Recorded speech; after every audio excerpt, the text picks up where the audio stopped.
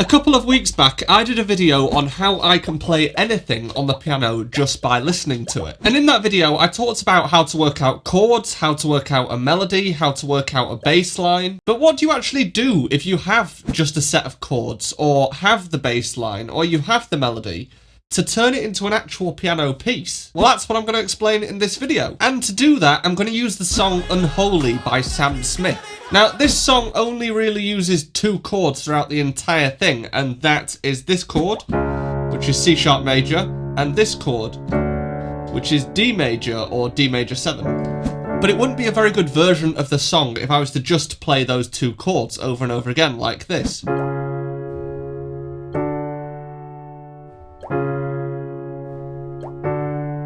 That would get very boring very quickly. So when you are trying to turn something into a compelling piece of music, the best way to think of it is in two ways. Firstly, you have to kind of take someone on a journey through the piece of music. And that usually means at about 3/4 of the way through the piece of music, that's when you want to try and create the peak of the song. And throughout all of the beginning of the song, you're going to want to build up to that moment in some way. And the second thing to think about is that if you are playing a piano piece, you are trying to condense all of the different types of instruments into one instrument. So that's percussion or a drum kit, that's a bass line, that's some chords, and that's a melody, all of which are usually on different instruments. And you've got to kind of think about how they're mapped out on the piano. For example, instead of doing just these two chords like I did before, I could take these two bass notes and turn them into more of a bass line like this.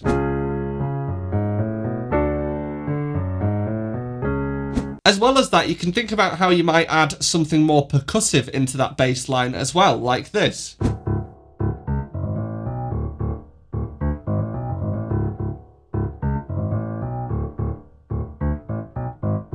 That already sounds a lot more interesting because we've kind of got three of the four things, which is a bass line, we've got a percussion kind of sound, and we've got the chords. The only thing that's missing is the melody, and you can add that in very easily on top of the chords.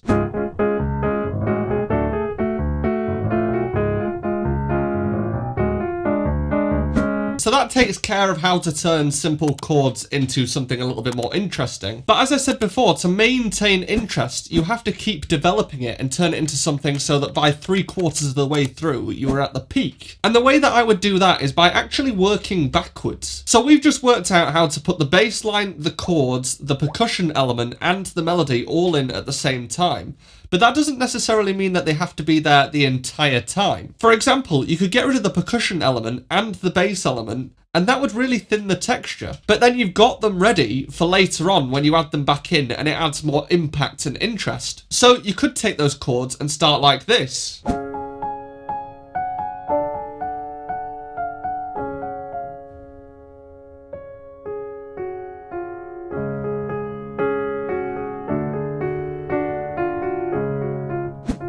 And then slowly but surely, as you work your way through the song, you can start adding in the other elements. And when you want to get to the peak of the song, you can also play around with volume and spread across the keys like this.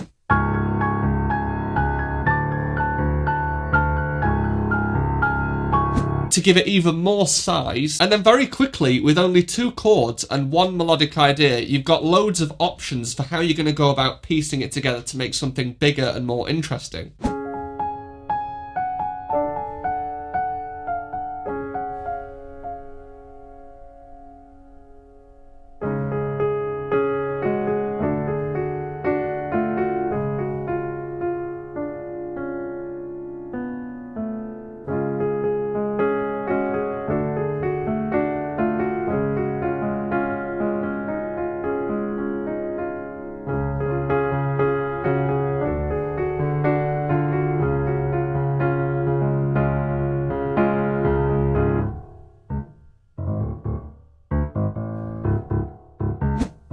If you didn't see the video on how I can play anything on the piano by ear, then check it out and I will see you there.